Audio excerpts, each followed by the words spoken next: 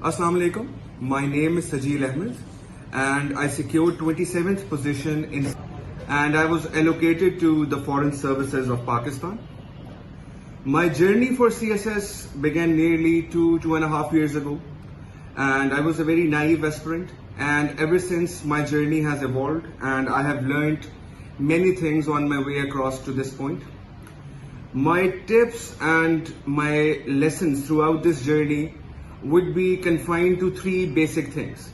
Firstly, I would say the most important thing in cracking CSS and securing a good allocation is staying consistent.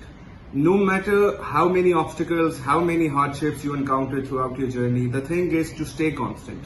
The thing is to get up and work day in and day out and ensure that you are catching up with your peers and catching up with your mates. Apart from this, another thing that I would say is forgetting the fear of failure. Fear of failure generally prevents you from reaching your best, and I would say just forget about the fear of failure and just look at the positive side of things. And when this fear of failure would be out of your mind, you will be able to perform at your best.